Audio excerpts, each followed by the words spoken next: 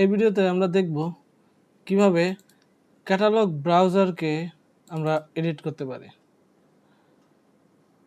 এর আগের ভিডিওতে আমরা দেখেছিলাম একটি স্পটলাইটকে আমরা কিভাবে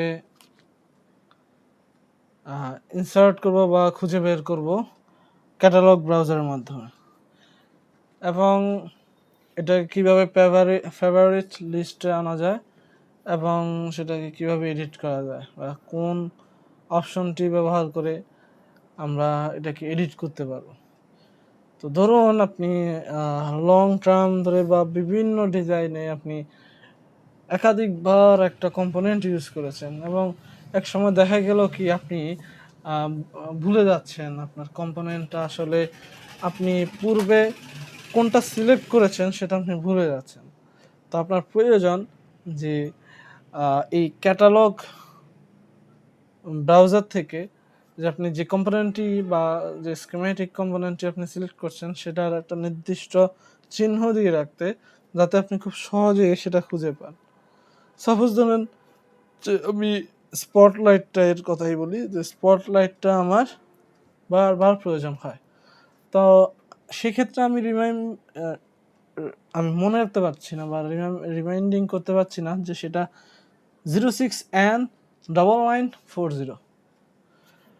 তো আমার প্রয়োজন কি এই ক্যাটালগের এই নামটা পরিবর্তন করে আমি স্পটলাইট হিসাবেই চিহ্নিত করে রাখবো বা স্পটলাইট সামথিং এরকম কিছু।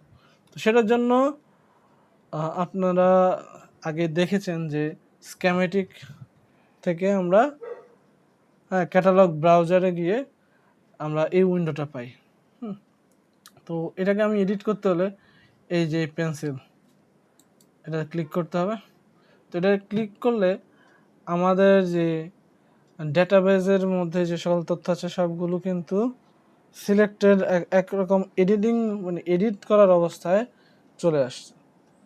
তো চারদিকে যদি আমরা একটু খেয়াল করি তাহলে যে ক্যাটাগরি ড্রপডাউন, লিস্ট এবং সার্চ ফিল্ড বা অন্য যে ড্রপডাউন লিস্ট রয়েছে এগুলো সবগুলো কিন্তু ডিঅ্যাক্টিভেটেড হয়ে গিয়েছে। তো এখন ধরুন আমি আমার যে প্রয়োজনীয় যে যে কম্পোনেন্ট সেটাকে আমি ডেটাবেজের মধ্যে এডিট করে রাখতে চাই, সেটাকে আমরা সিলেক্ট করব। দেন আমি যে অংশকে আসলে মডিফাই করতে চাই, ধরুন এটাকে যদি আমি মডিফাই করতে চাই তাহলে এটার উপর ডবল ক্লিক, যদি করতে চাই, এডিট করতে চাই, দেন এটাকে ডবল ক্লিক, না হয় এটাকে ডবল ক্লিক। ঠিক আছে। তো ধরুন সাপোজ আমাকে এটাকেই এডিট করা আমার প্রয়োজন, স্পট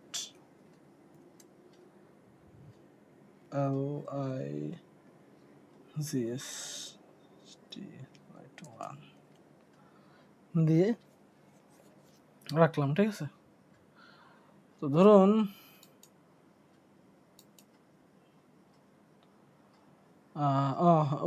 ওটা জাস্ট আপাতত এডিটেড অবস্থায় আছে। তো আপনি সাপোজ ধরুন এই অংশ বা যে কোনো একটা অংশে র্যান্ডমলি যে কোনো একটা অংশে মাউসের রাইট বাটনটা ক্লিক করলে এরকম একটি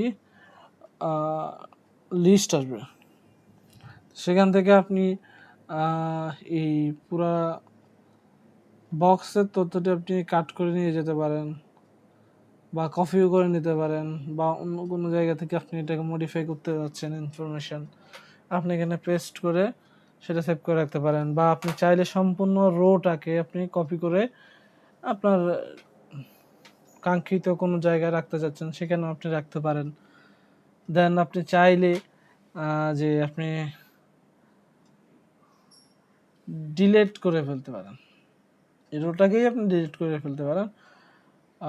এই পেস্ট রো যেটা আছে সেটাকে এই কমান্ডটি ইউজ করে আপনি এক রো এর তথ্যকে অন্য রোতে আপনি পেস্ট করতে পারবেন।